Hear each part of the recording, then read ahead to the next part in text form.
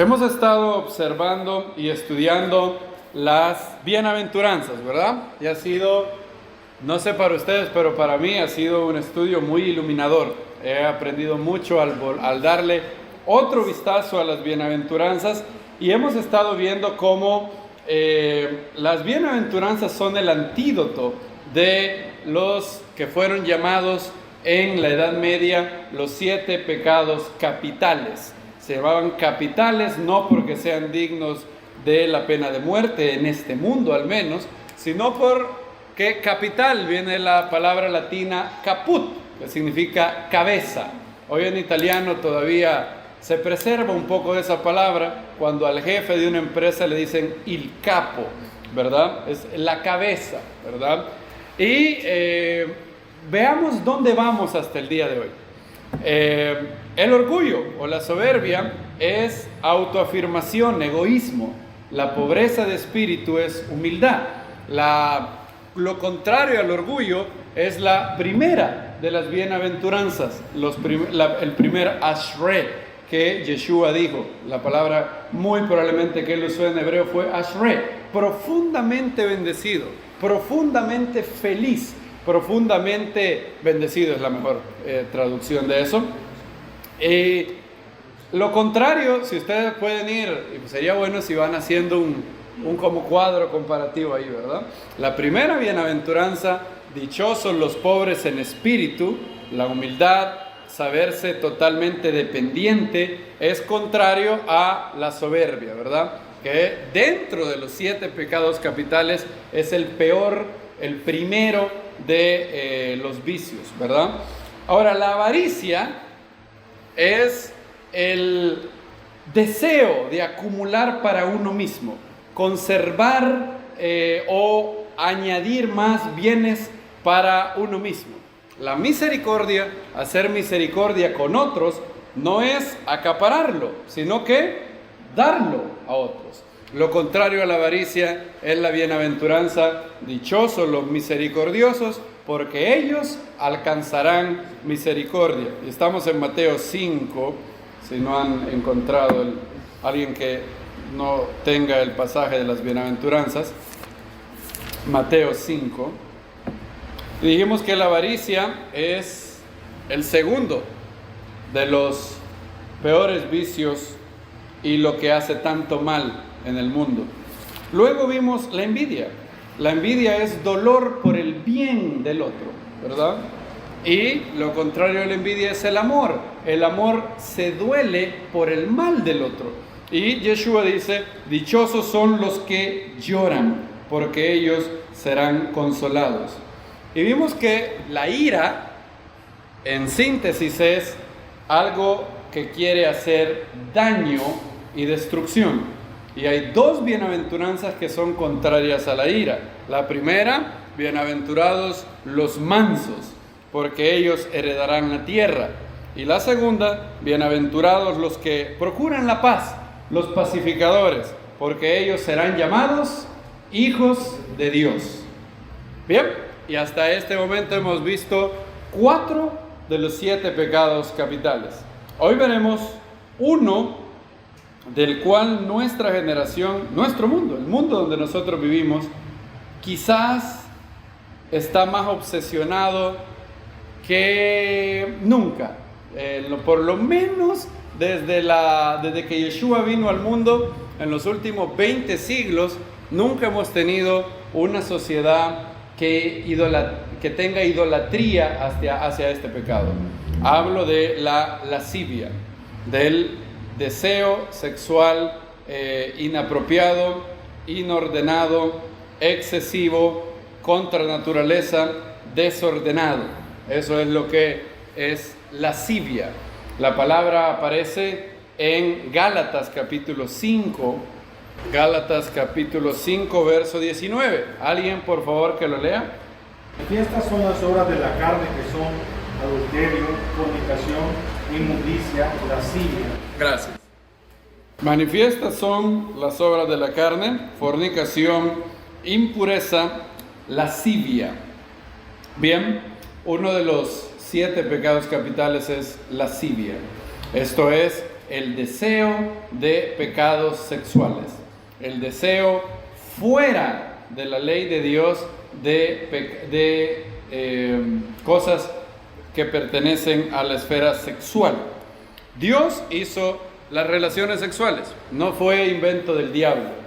Como dice C.S. Lewis en The Screwtape Letters, el demonio mayor al demonio menor le dice: todavía no hemos podido crear un solo placer, todo lo ha hecho Dios, le dice el demonio mayor al demonio menor. Y es cierto, todo placer natural es de Dios. El placer de la comida, el placer del alma al encontrar la verdad, el placer de ver un atardecer, el placer de contemplar lo que es hermoso. Cuando ustedes han visto una pintura de un paisaje, el alma experimenta un placer de ver algo que es bello. Todos los placeres han sido creados por Dios.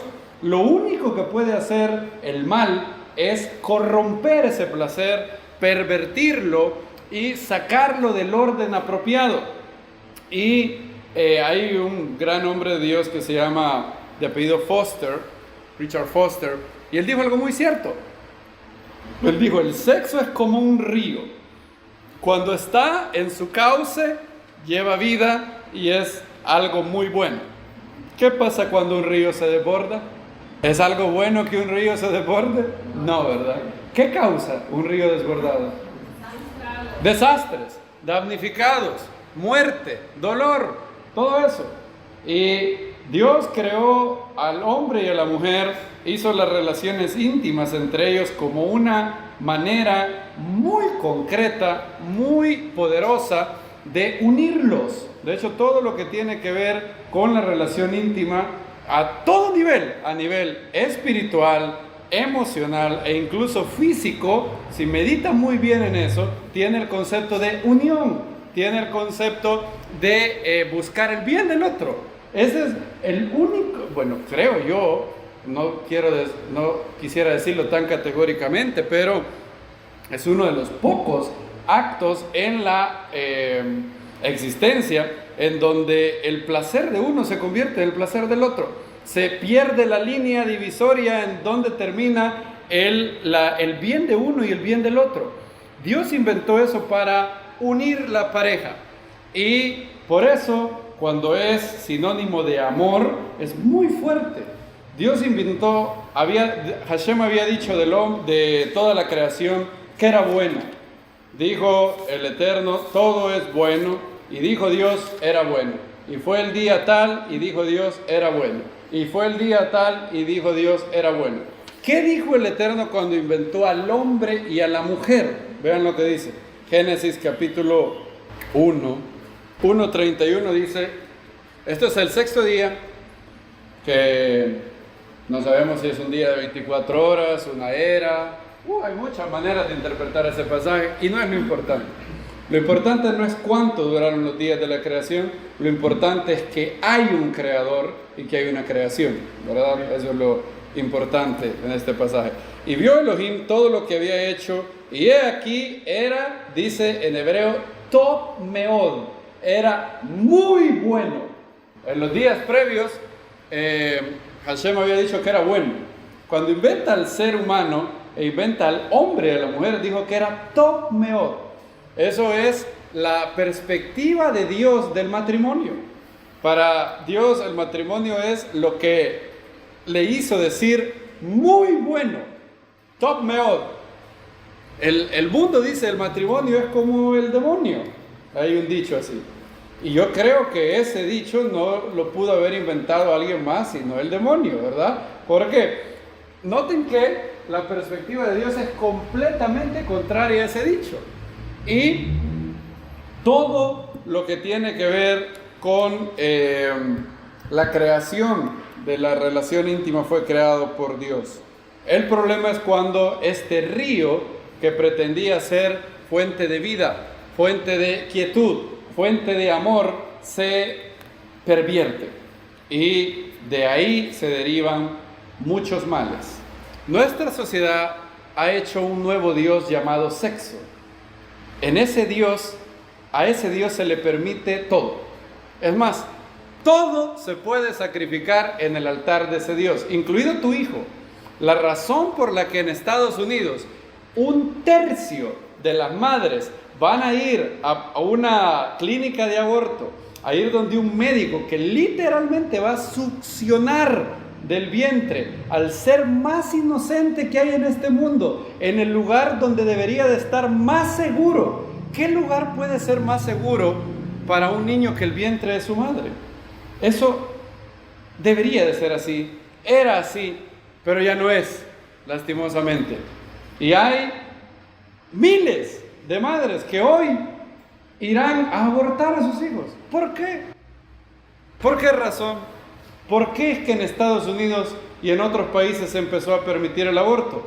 Es la ofrenda al dios sexo. Para poder, el único problema de la relación sexual es que produce niños. Claro, para un hombre de Dios esa es una gran bendición. Ahora, para un hijo del diablo esa no es una bendición. Un niño, para un hijo de Dios es maravilloso. Te permite ser padre.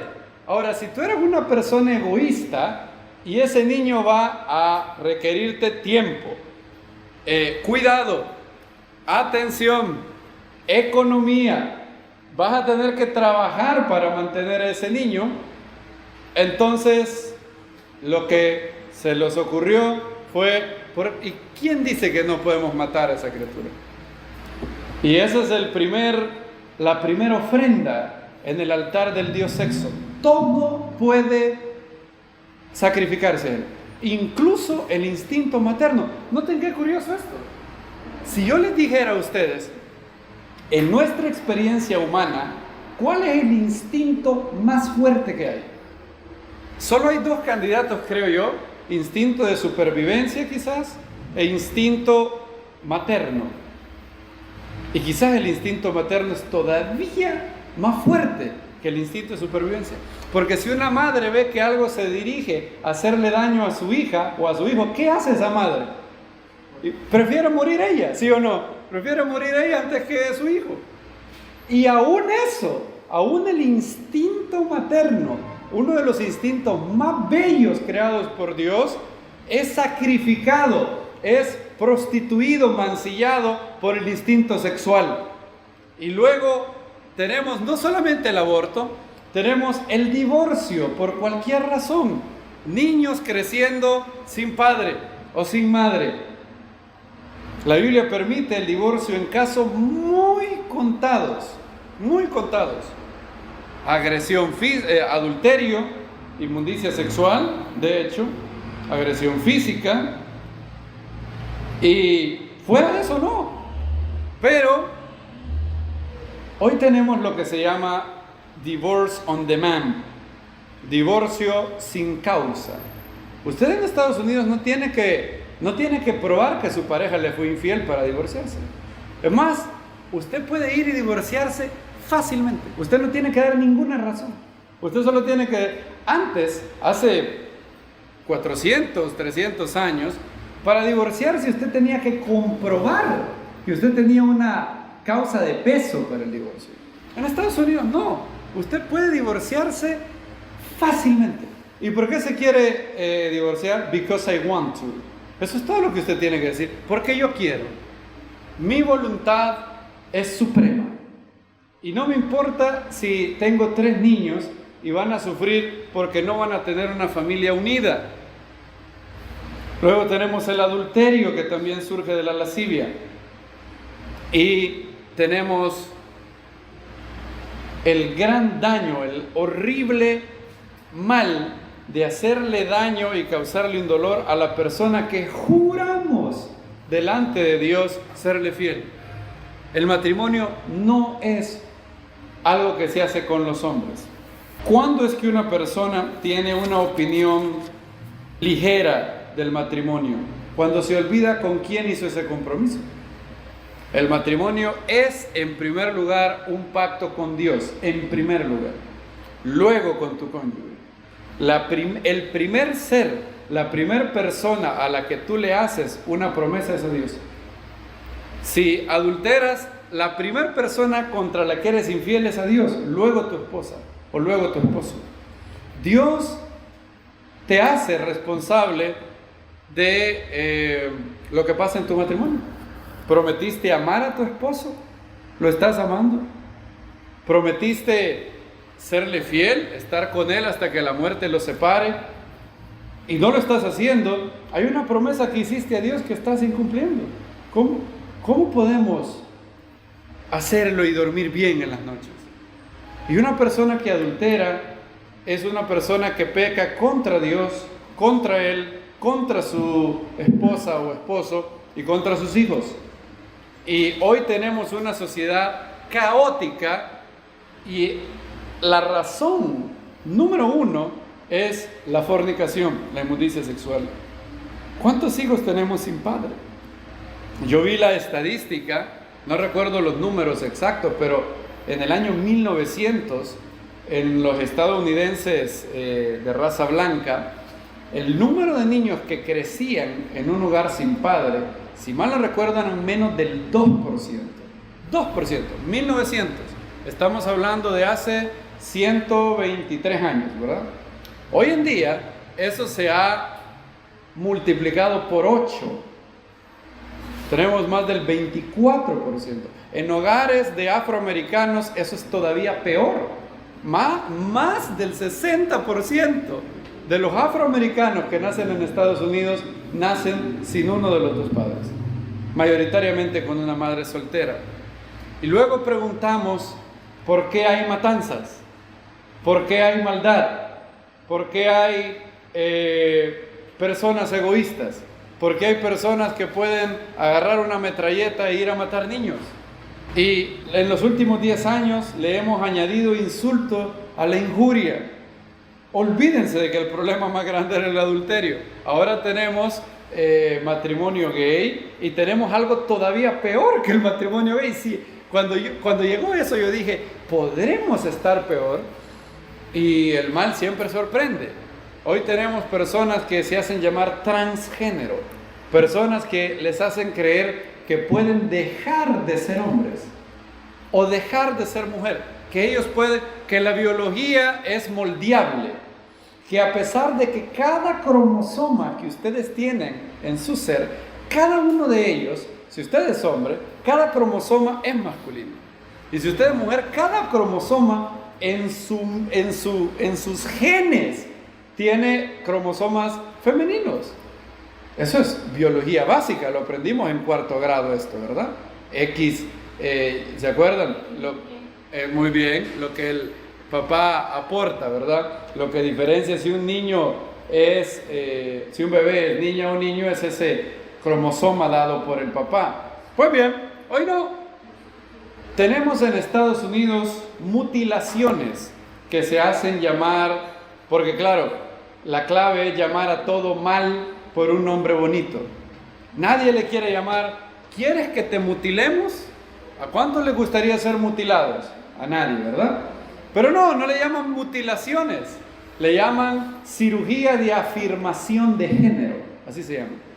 O sea, hace 200 años, si tú eras un hombre y por alguna razón te sentías raro, no te sentías que dentro de ti no eras hombre, teníamos un nombre para esa enfermedad, se llamaba disforia de género.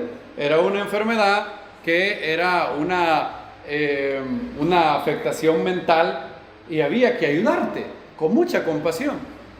Con estas personas hay que tener mucha compasión, mucho amor. Son seres humanos que merecen nuestro amor y nuestra misericordia.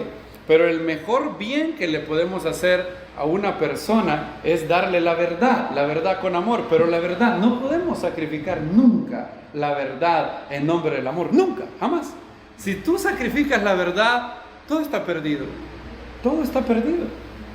Si una persona, supón que yo fuera una persona que pienso que la radio me habla, o supón que yo fuera una persona que me creo oso, o me creo tigre, ¿cuál sería el mejor bien que ustedes me podrían hacer? ¿Darme por mi lado y decir, tigre, eye of the tiger, tú eres como Rocky 3? ¿Ustedes me harían un bien afirmándome mi desviación de la verdad? Una verdad que es de las que tenemos más certeza, porque tiene que ver con la identidad biológica, que puede ser medido científicamente, de hecho. Lo mejor que puedes hacer es decir la verdad. Tenemos hoy casos en Estados Unidos donde están haciendo cirugías, entre comillas, de afirmación de género, o sea, mutilando niños, porque un día un niño, digamos un niño a los 6 años dijo, hey, I wanna be a girl, hey, quiero ser niña. Y la mamá viene y lo lleva donde un psicólogo y le empiezan a ver, ¿y por qué quiere ser niña? Ah, porque no sé qué, ok, perfecto. Y le empiezan a inyectar hormonas para que le bloqueen y empiecen a bloquearle su masculinidad. Si pasa el tiempo y él sigue así, van a hacerle una cirugía de afirmación de género, que literalmente es castrarlo. Y le van a hacer lo que llaman una neovagina, lo cual es literalmente una herida donde antes estaban sus partes masculinas. Una herida que va a tener que lubricar y va a tener que estar perpetuamente viendo que no se le infecte. De hecho, si ustedes están asqueados con esto, qué bueno. Qué bueno. Es lo que debe de provocar. Y a las señoritas que quieren ser hombre, les mutilan sus senos para que se vean como hombres, y también algunas se retiran el útero. Hoy estamos teniendo una sociedad que está loca y piensan que el loco eres tú. Si tú dices que eso no está bien, el loco eres tú.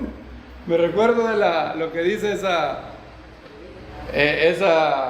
ese personaje un poco raro de la película de Mario Bros. En un mundo de locos, es al cuerdo al que llaman loco. Dijo un día Chesterton, va a llegar un día, y él lo dijo en los 1900, hace 100 años. Él dijo, va a llegar un día en que va a ser necesario blandear una espada para defender de que el pasto es verde. Y ese día llegó. Ese día no llegó ya. Hoy, en Estados Unidos sacaron un documental de un hombre que se llama Matt Walsh, preguntándole a feministas y a todo tipo de personas, ¿qué es una mujer? Esa es una pregunta bien fácil, ¿verdad? Para ustedes sería bien fácil. ¿Qué es una mujer? ¿Saben que nadie puede contestar esa pregunta ya en Estados Unidos? La mayoría, bueno, alguien que no es creyente. En el documental él le pregunta a feministas y le dice, bueno, no es tan fácil de definir. No es tan fácil de definir. ¿Cómo? Dime, ¿qué es una mujer? Bueno, una mujer puede ser no sé qué, y el concepto de mujer es un constructo. Esa es una palabra que ellos aman, constructo. Viene todo esto de la filosofía existencialista de Jean-Paul Sartre y de otros, y han sido afectados por esa basura que él escribió en sus libros, y nadie puede responder hoy qué es una mujer. Algo tan fácil como decir, es un ser humano con la capacidad y la potencialidad de dar a luz. Tan fácil. No, esa definición es ofensiva, porque se van a enojar las mujeres trans que no pueden dar a luz. Entonces no digas eso es ofensivo. ¿Cómo te atreves a ser tan fanático? Oiga, fanático por decir lo que es una mujer. Y hemos llegado al teatro de lo absurdo. Todo por glorificar al Dios sexo. En este mundo, en el mundo que estamos viviendo, el sexo es el nuevo bien supremo. Todo se puede sacrificar por él. Todo es permitido si quiero tener sexo con quien quiera, cuando quiera, como lo quiera, y nadie me puede decir nada, porque yo no le estoy haciendo daño a nadie. ¿Han oído eso? Yo no le hago daño a nadie. Eso es falso. En primer lugar, aquel que fornica le está haciendo daño a alguien. En primer lugar, se hace daño a él mismo. Y en segundo lugar, le está haciendo daño a su futura descendencia. ¿Qué tal si tiene un niño? ¿Qué tal si la que fornica tiene un niño y luego ese papá dice, no, yo no me quiero hacer cargo de esa criatura? Le hiciste, esa mujer que fornicó le hizo daño a alguien. ¿A quién le hizo daño? A su hijo. ¿Su hijo va a crecer sin qué? Sin padre. Claro que le hizo daño. Es falso eso. Además, es falso que lo único que es malo es cuando yo le hago daño a alguien. Hay gente que dice, con tal de que no le hagas daño a nadie, está bien. ¿Es cierto eso? No. Todas las cosas que le hacen daño a alguien son malas, pero no todas las cosas que son malas son las que le hacen daño a alguien. Por ejemplo, ese pensamiento asume de que yo solamente tengo responsabilidades para mi prójimo. ¿Será que nos hemos olvidado de alguien? Esa objeción asume que el mandamiento más grande es amarás a tu prójimo como a ti mismo. Pregunto yo, ¿ese es el primer mandamiento? No. ¿Ese es qué? El segundo. ¿Cuál es el primero? A Dios con todo tu corazón, con toda tu alma y con todas sus fuerzas. C.S. Lewis lo ejemplificaba con barcos. Supón que tú eres el piloto de un barco. Hay dos cosas que no debes hacer. En primer lugar, si tú vas en un barco y ves al barco a un barco vecino, ¿sería malo echarle el barco y hacer que choque? Sí, ¿verdad? Eso sería hacerle daño al barco del vecino. Ahora, eso no es lo único malo. Hay que preguntarse algo. ¿Qué tal si el barco no es mío? ¿Qué tal si el barco es prestado? Eso me da una segunda categoría de cómo debo de comportarme con ese barco. Si yo solo soy el piloto, pero el barco no es mío, ¿ustedes creen que yo estoy moralmente obligado con el dueño del barco? Sí, ¿verdad? ¿Qué tal si yo agarro el barco y lo voy a estrellar? No le hago daño a nadie, solo me muero yo. Digamos que yo en el barco voy yo solito. Agarro el barco y lo voy a estrellar y se hunde. ¿No le hice daño a nadie? Sí, es más, le hice daño al dueño del barco, ¿verdad? Ahora, nosotros tenemos un cuerpo y mi pregunta es, ¿nuestro cuerpo nos pertenece? No, en realidad, miren lo que dice 1 Corintios 6. ¿Qué dice? Pero es mi cuerpo.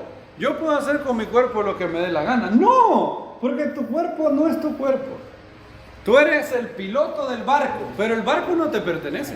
Es más, tendrás que dar cuenta por cómo usaste el barco. Ven el verso 13, 1 Corintios 6, 13. Los alimentos para el estómago por los alimentos, pero ambos los destruirá Dios si hacen uso de está hablando de los sacrificados a los ídolos aquí.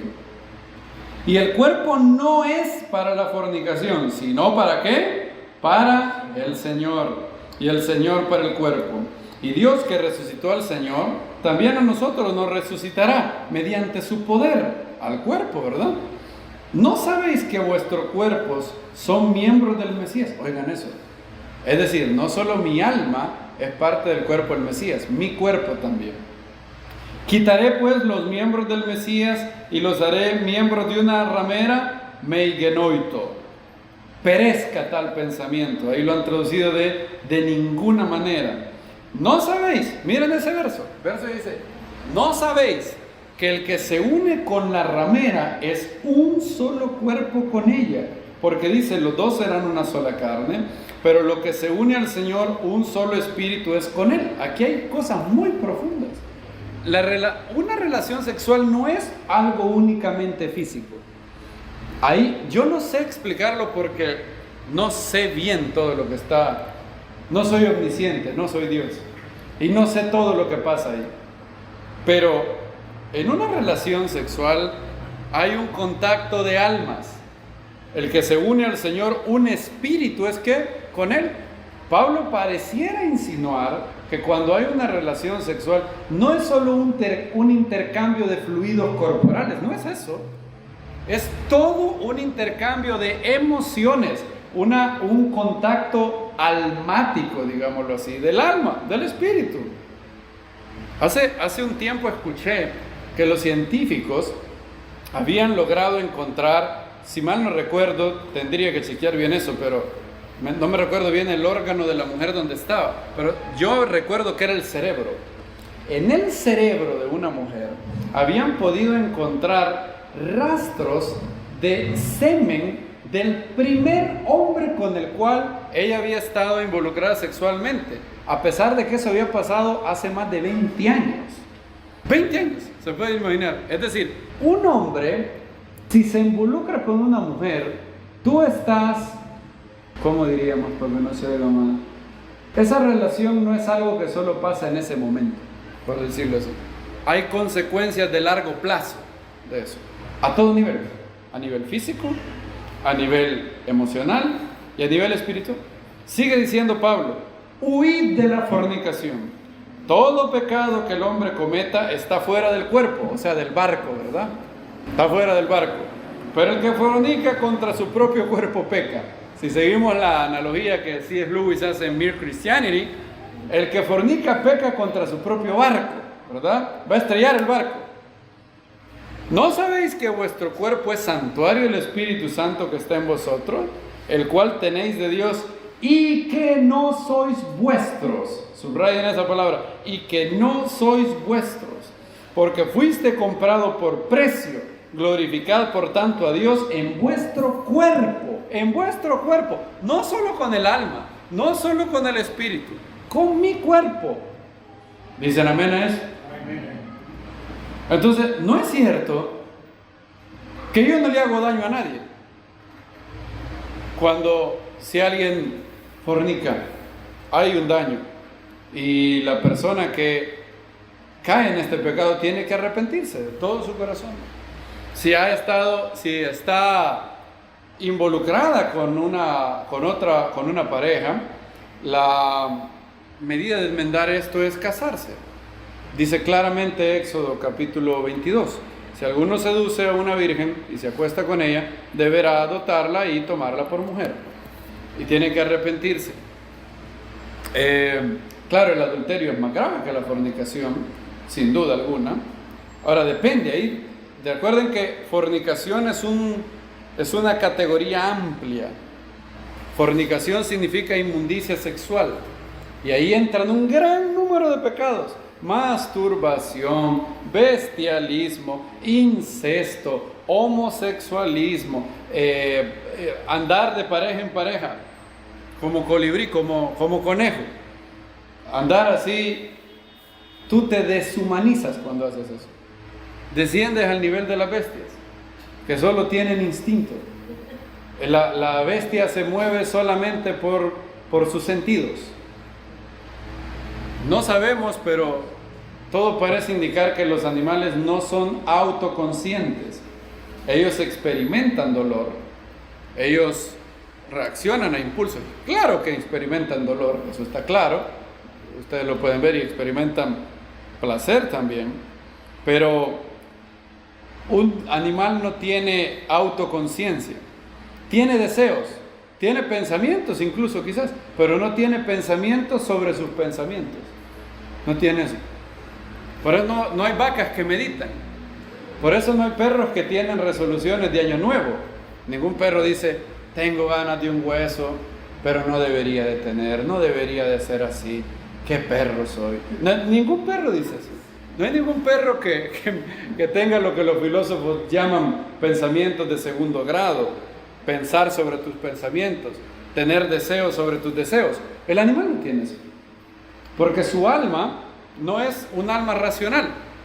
No está dotada de la imagen de Dios, imago Dei, como se dice en latín. No tiene la imagen de Dios que tiene un hombre. Cuando descendemos a esto, somos similares a las bestias. Y la lascivia es todo deseo sexual corrompido. Dios creó las relaciones sexuales para que se den en el contexto de un matrimonio heterosexual monógamo. Dios no creó a Adán, Eva, Laura, Sofía, Paola. Dios creó a Adán y Eva. Si la poligamia fuera el ideal de Dios, Dios puede haber creado 10 mujeres para Adán. Fácilmente. Pero no, fue Adán y Eva. De hecho, el gozo, la alegría de un matrimonio de dos hijos de Dios es uno de los gozos más maravillosos del planeta. Yo soy muchísimo más feliz habiendo estado casado con Nancy que 1.000.000 de mujeriegos. Su placer dura minutos en un hotel. Y luego vayan a ver a un mujeriego en su edad adulta, véanlo, y véanlo si es feliz.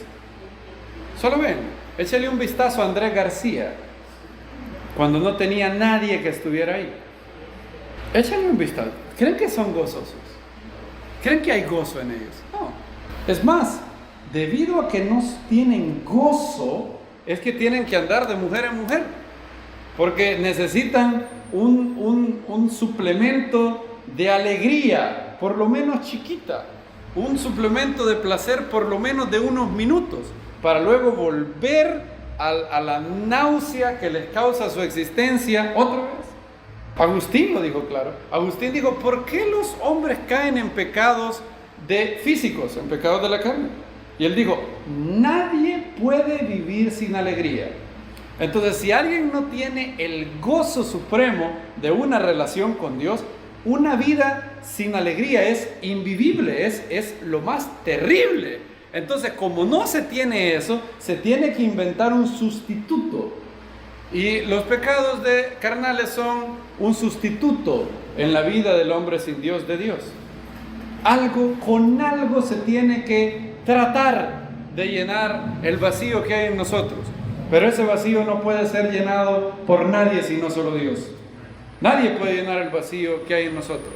Blaise Pascal, el matemático, filósofo, inventó la teoría de la probabilística. De hecho, fue el inventor de la primera computadora, la pascalina. Y él era muy inteligente.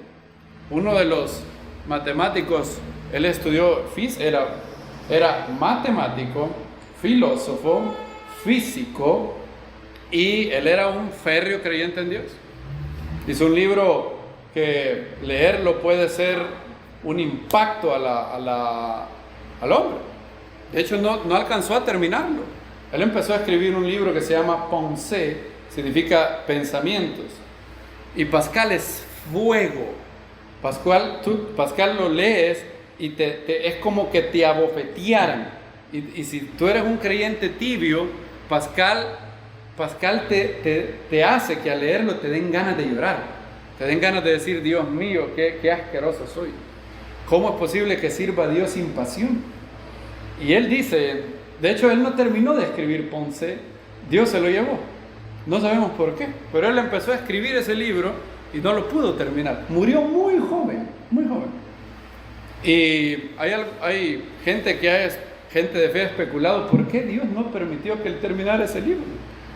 Y nunca sabremos la respuesta.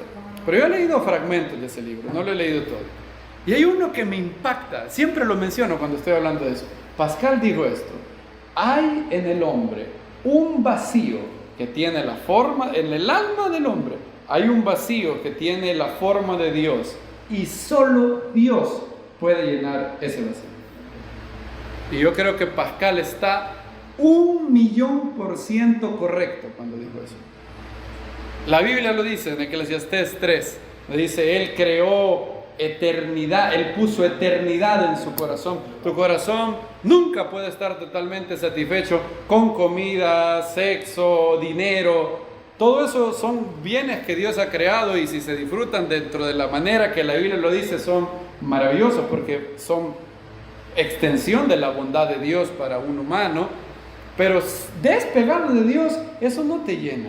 Todo lo contrario, te hace llegar a pensar lo que dice Salomón: vanidad de vanidades, todo es vanidad. Y no llena eso. Y por todo esto que he dicho, la lascivia es un pecado capital. Es un pecado que trae todas estas cosas. Saquen la lascivia del mundo y verán que el mundo sería un lugar sumamente mejor. Sumamente mejor. Y el ser humano ha cometido varios errores, y en la Edad Media se cometió un error.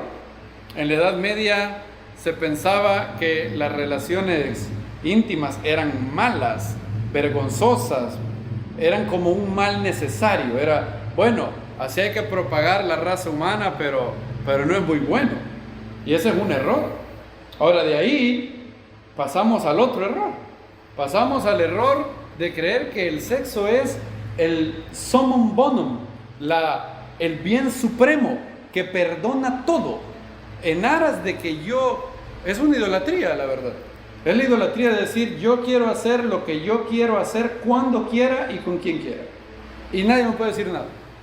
Yo soy Dios. Equivale a decir eso, ¿verdad? Yo soy Dios, en el trono de mi corazón solo estoy yo, y yo quiero hacer lo que quiera, cuando quiera, con quien quiera.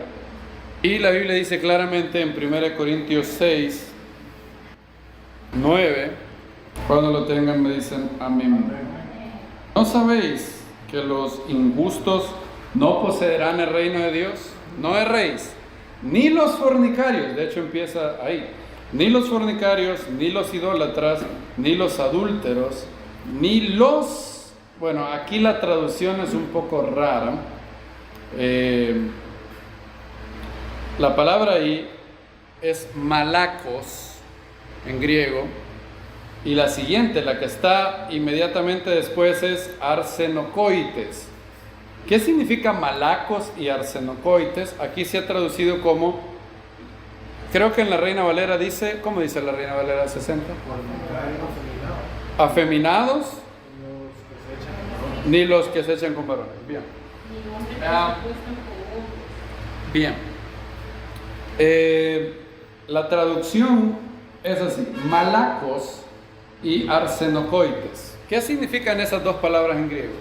Una significa el homosexual pasivo, otra significa el homosexual activo, el que hace el rol de hombre y el que hace el rol de mujer.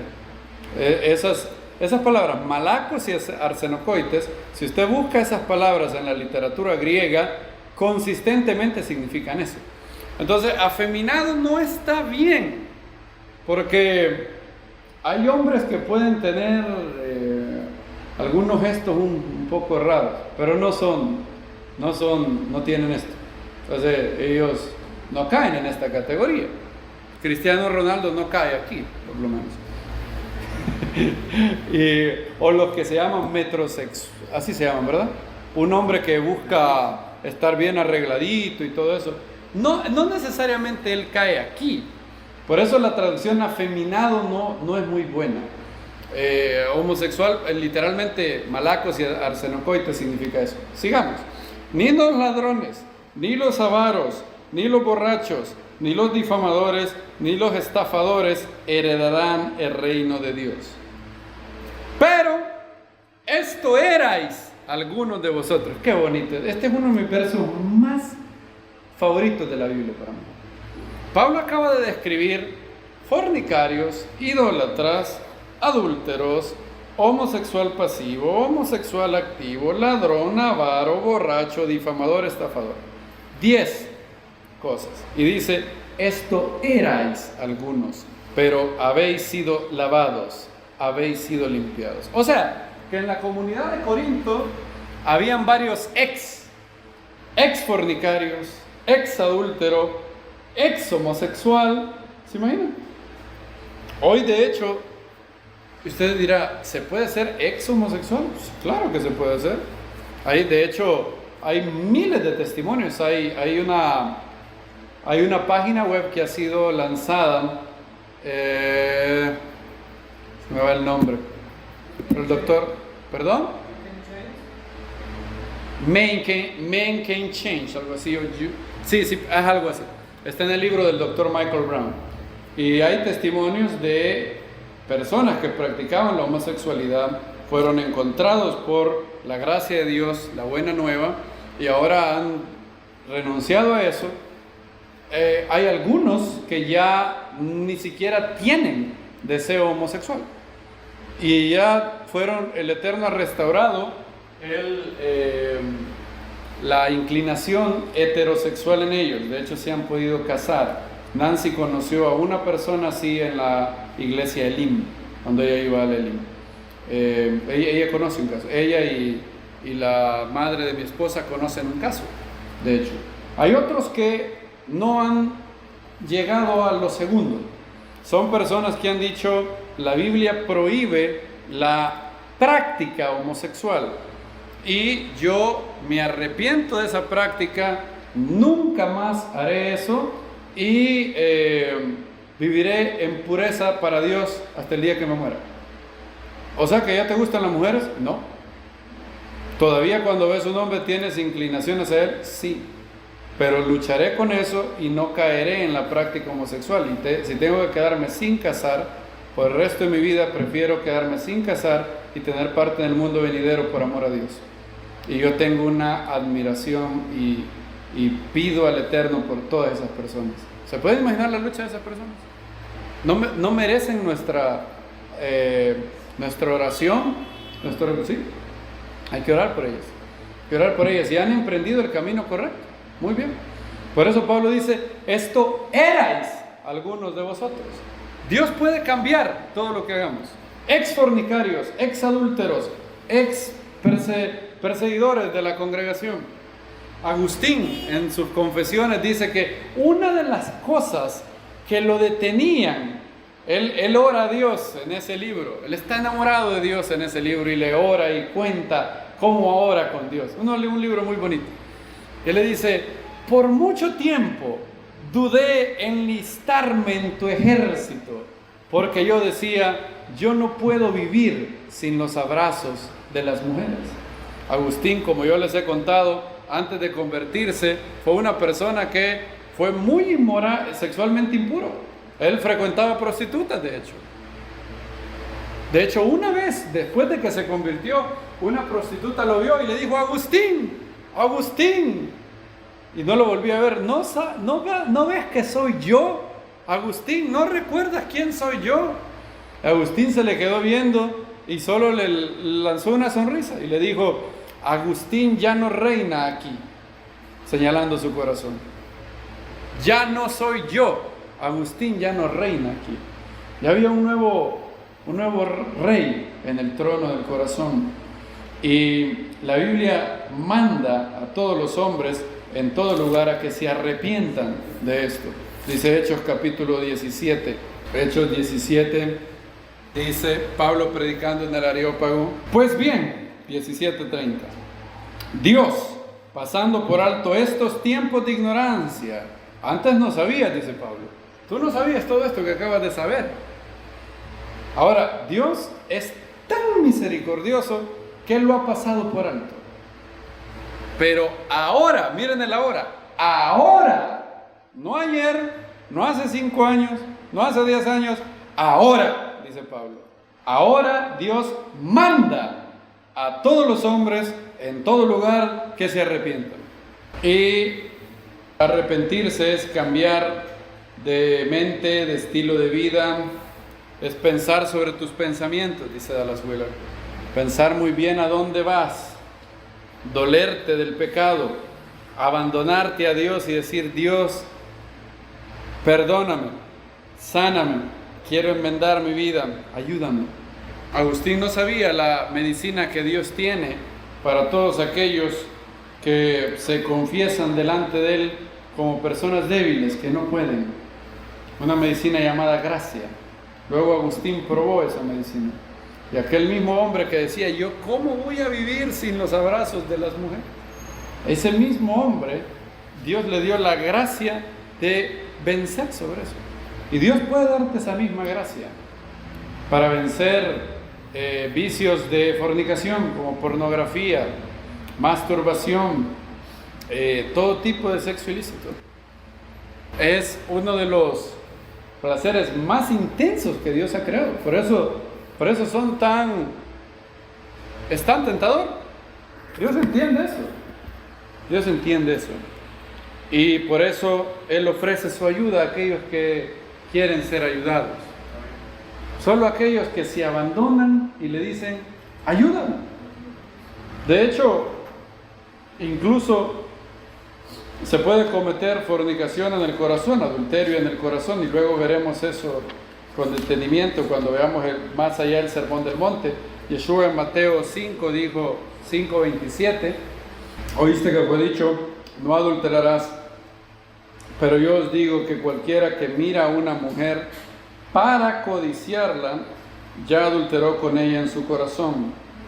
Por tanto, si tu ojo derecho te es ocasión de caer, sácalo y échalo de ti, porque más conviene que se pierda uno de tus miembros y no que todo tu cuerpo sea echado al Gehinnom. Si tu mano derecha te es ocasión de caer, córtala y échala de ti, pues más te conviene que se pierda uno de tus miembros y no que todo tu cuerpo se vaya al infierno, Gehinnom. Yeshua habla del adulterio en el corazón.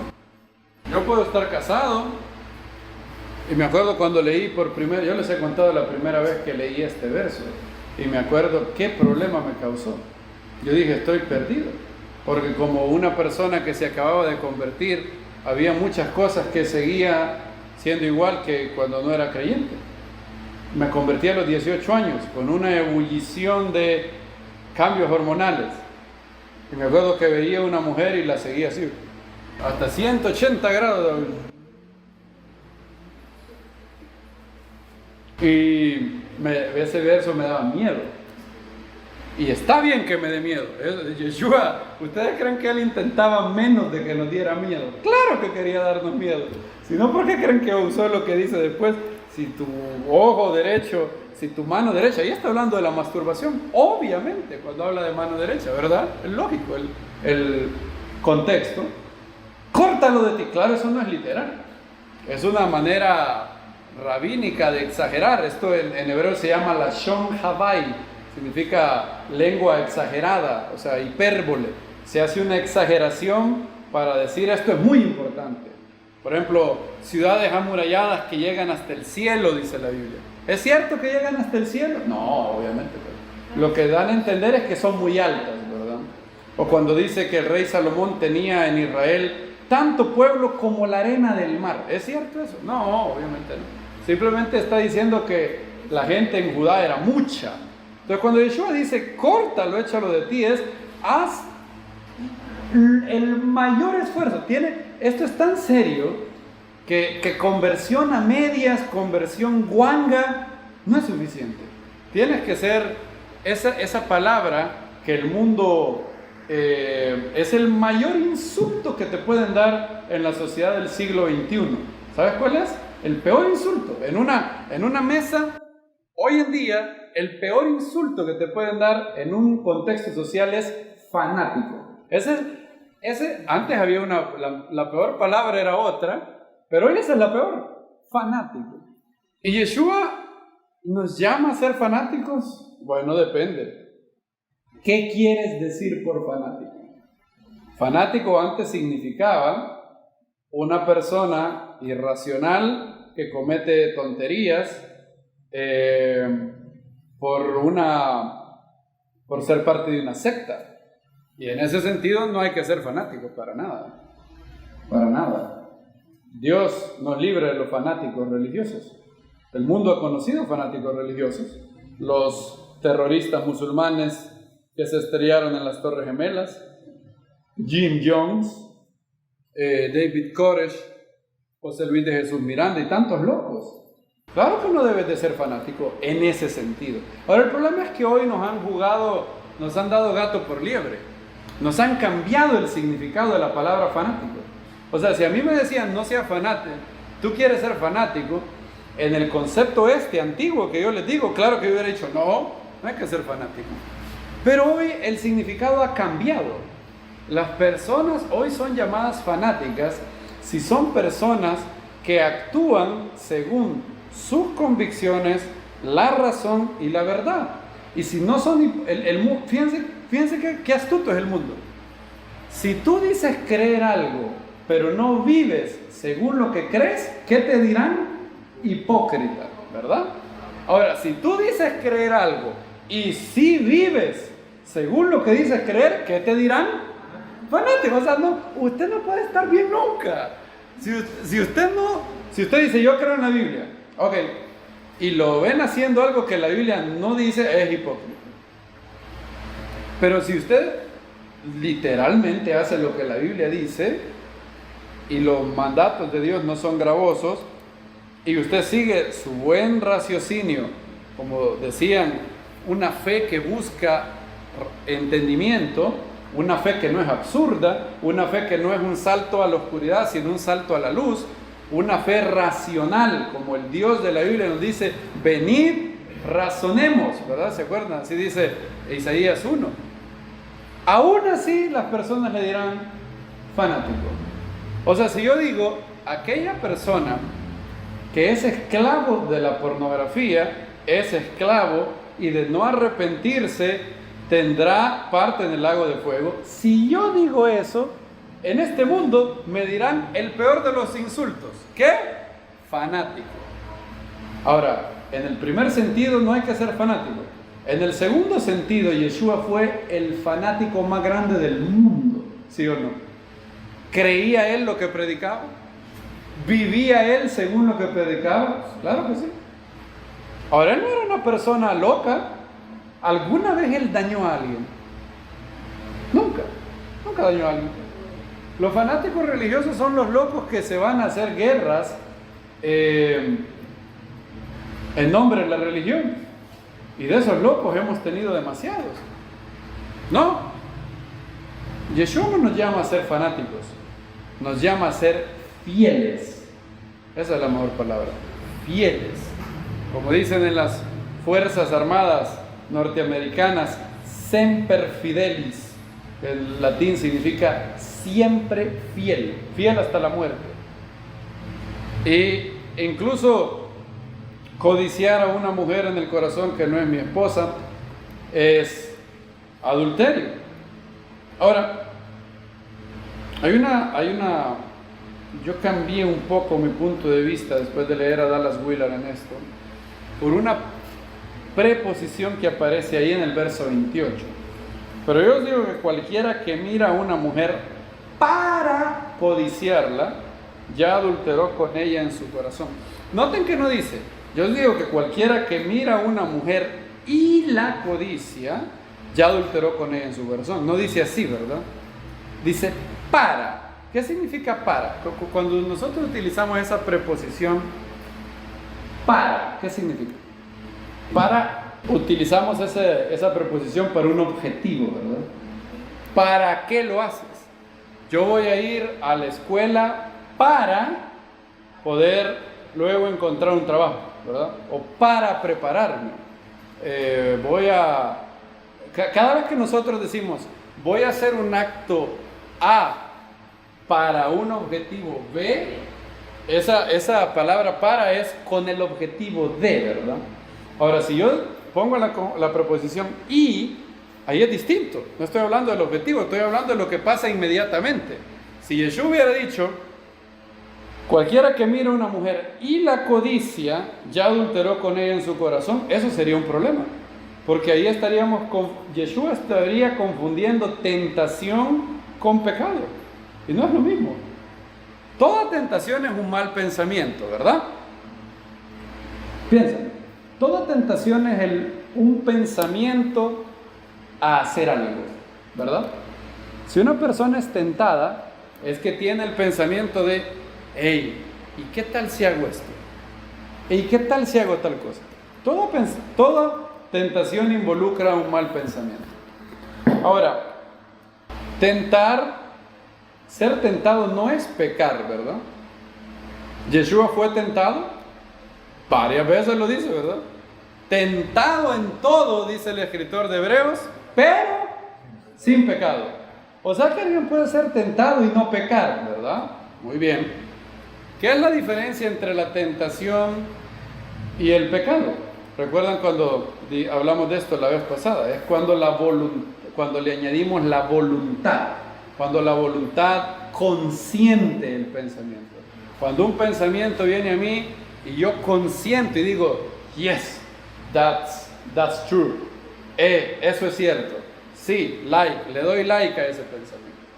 Entonces, ¿cuándo es que alguien cumple o es culpable de adulterio con una mujer en el corazón? Peter Kraft dice lo siguiente. Dice, otra concepción demasiado amplia de la lujuria es la apreciación espontánea de la belleza sexual de otra mujer. Eso no es lujuria. En otras palabras, noten lo que dice, apreciación espontánea. O sea que, digamos, un hombre está de repente, sin quererlo, sin planearlo, y luego ve a una mujer muy bonita. Y esa persona contempla la belleza de esa mujer, tiene un pensamiento malo, digamos, pero rápidamente él rechaza ese pensamiento y abandona eso. ¿Pecó él o solo fue tentado? Él no tenía el objetivo. Recuerden la proposición, ¿verdad? Cualquiera que mira a una mujer para codiciarla. Sigue Kreff. Lo que no es pecado, la apreciación espontánea de la belleza sexual de otra mujer. Algo que no lo buscó, algo que no lo planeó, algo que no lo planificó. Ahora dice, desear y planear adulterio con ella, eso sí es adulterio en el corazón. También no es fantasear deliberadamente al respecto. Entonces, incluso si él evoca deliberadamente el placer de la primera mirada, una vez más solo por obtener el placer, aunque esta es una falla muy leve en comparación con las otras dos, esta es una forma de adulterio en el corazón. Desafortunadamente, dice Kreff, el salto entre notar la belleza de una mujer y codiciarla entre la primera y la segunda mirada es muy pequeño y es fácil de hacer.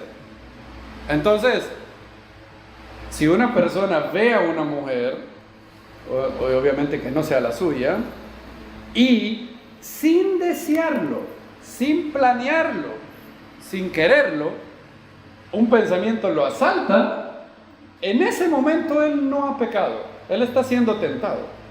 Tiene dos opciones: alimenta ese pensamiento o lo quita de su mente. Si lo alimenta, entonces él pasa de ser tentado a pecar. Si no lo alimenta y simplemente y rápidamente, por la gran gracia que Dios nos ha dado, no podemos pensar dos cosas al mismo tiempo. Tú siempre puedes pensar en otra cosa. Entonces, si tienes un pensamiento malo o un pensamiento de codicia sexual contra alguien que no es tu cónyuge, tú puedes desarrollar. Al inicio esto no sale fácil. Si has estado año tras año enrolado en el viejo hombre, al inicio esto va a ser muy difícil. De hecho, fallarás mucho. Serás un fracaso antes de ser un éxito en esto. Yo lo experimenté eso. Pero con la gracia de Dios, si no te rindes y te abandonas a Dios, Él te da la gracia para luego llegar a desarrollar un reflejo casi automático de que si estás viendo a una mujer muy bonita y si estás viendo que hay un riesgo, tú piensas en otra cosa. Piensas en otra cosa. Y en el hombre eso es muy difícil. Ese nivel es difícil, porque el hombre está programado para que su deseo sexual se active con la vista. La mujer más por el oído y por el tacto. Por eso había alguien que decía, labia mata carita, decía alguien. Por eso dicen, ¿cómo puede haber una mujer tan bonita con un hombre tan feo? Porque ese hombre feo te decía cosas bonitas. Exacto, dicen por allá. Y por eso es que se puede dar esos casos. Dios fue muy sabio. Adrian Rogers un día contó un chiste y dijo que un hombre malo, un hombre machista malo, un día le dijo a una mujer, ¿cómo es posible que Dios pudo haber creado un ser tan bonito y tan tonto como tú? Le dijo a su esposa. Fíjense qué terrible. Y la mujer le contestó, me hizo bonita para que tú te fijaras en mí y me hizo tonta para que yo me pudiera fijar en ti, le dijo la mujer. Y eso es adulterio en el corazón. Para codiciarla. Dallas Willard me cambió ahí un poco. Yo antes era muy duro en eso. Y vi que tenía que no dejar de ser lo que el verso decía, pero a comprender la diferencia entre el que es tentado y el que peca en esto. No todo pensamiento codicioso es pecado, es tentado. Todo el mundo que tiene un pensamiento es tentado, pero aún así él no puede manejar todos los pensamientos que vienen y lo asaltan, como no puede manejar del todo sus sentimientos, pero sí podemos con nuestra voluntad decir alto. Ahora, había un hermano que vivía ahí y era creyente y tuvo un matrimonio muy, muy longevo. Andaba con su señora, envejecieron, y él decía, me cuentan a mí, no me dijo a mí, pero a otro hermano, él decía, no, a una mujer hay que mirarla una vez, pero bien vista. Ya la segunda vez es pecado, decía. Entonces hay que mirarla una vez, pero bien vista, decía. ¿Qué opinan de eso? No, ¿verdad? Porque ahí él ya cae en esta categoría para codiciarla. Es decir, él ya está haciendo un objetivo. Él ya está deliberadamente queriendo. Entonces, esa es trampa también, ¿verdad? Hay que mirarlo una vez, pero bien vista. No, porque ahí ya no es un pensamiento que viene y lo asalta, es algo que él anda buscando. Y obviamente eso no está bien. La lascivia es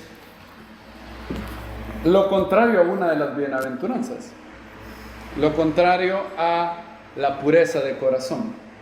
Mateo 5 dice, dichosos los de limpio corazón, porque ellos verán a Dios. Dichosos los de limpio corazón, ellos verán a Dios. Las personas que tienen corazón puro, ven a Dios, verán a Dios. No solamente en el mundo venidero, todas las bienaventuranzas son ciertas en toda su intensidad en el mundo venidero. Pero hay parte de la bendición de las bienaventuranzas que se cumple en esta vida. Uno de los más grandes impactos de la impureza es el impacto que hace en la razón. La persona que deja que la impureza de corazón se apodere de ella, esta persona hace un gran impacto a su capacidad de razonar. Miren lo que dice Efesios capítulo 4. Dice 4:17. Cuando lo tengan me dicen amén. Esto pues digo y requiero en el Señor, ya no viváis como viven los gentiles en la futilidad de su mente, teniendo que el entendimiento entenebrecido, totalmente ajenos a la vida de Dios a causa de la ignorancia que hay en ellos por la dureza de su corazón, los cuales, fíjense, después que llegaron a ser insensibles, se entregaron a sí mismos a la sensualidad para practicar con avidez toda clase de impureza. Uno de los grandes impactos de la impureza es esa: te hace cada vez más tonto. La capacidad de razonar te la nubla. Tienes el entendimiento como entenebrecido. Porque la capacidad de razonar es la capacidad de meditar bien en cómo las cosas son, para de ahí saber cuál de esas cosas es lo bueno, lo correcto, lo que tú debes hacer. Ahora, si yo tengo motivos impuros, inmediatamente mi razón ya no es pura.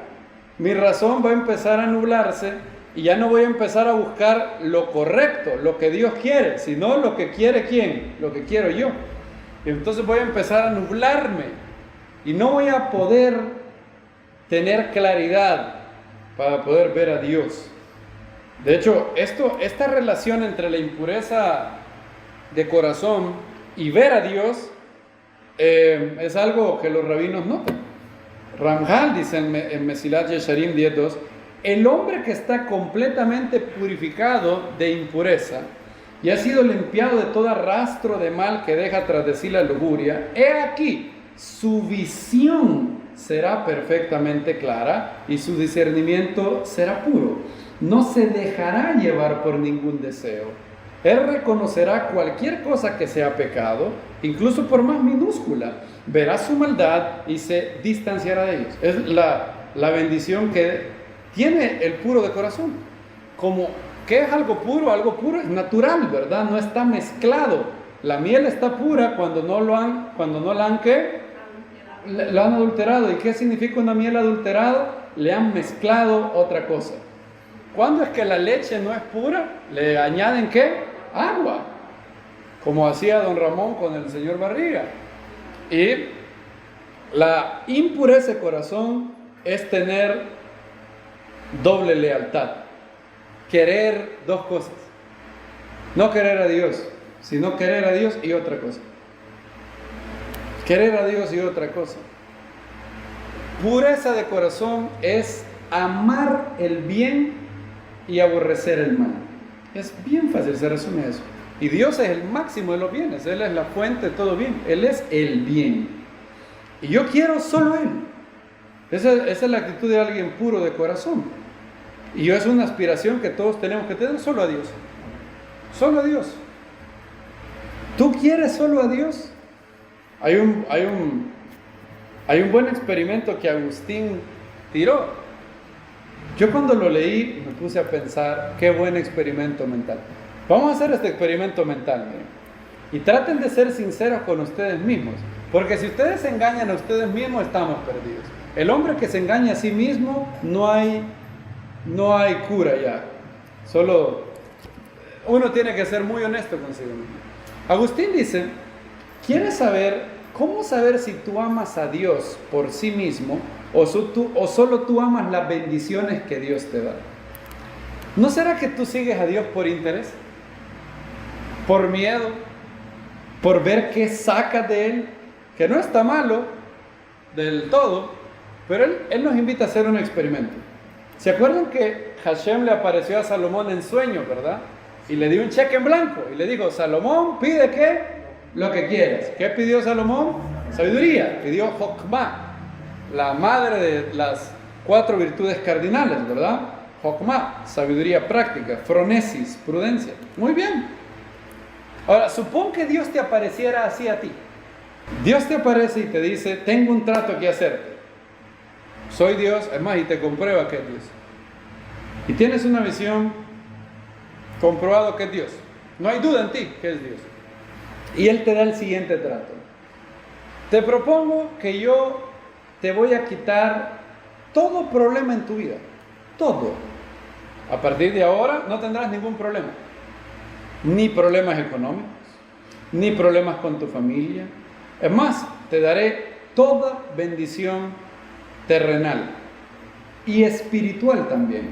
O sea, tendrás gozo, tendrás paz, tendrás todo bendición espiritual. Todo. Piensa en la bendición espiritual que quieras tener. Gozo, paz, todo tendrás eso. Es más, y no solo en este mundo, tendrás parte del mundo venidero. Todo. Solo con una condición. Nunca podrás ver mi rostro. Nunca podrás tener una relación conmigo. ¿Aceptas? Agustín dice que si lo pensaste y dijiste, si pasó eso en tu corazón de verdad, hay que preguntarse si amas a Dios o amas lo que puedes sacar de Dios. Imagínate que Él te dice, todo lo que quieras.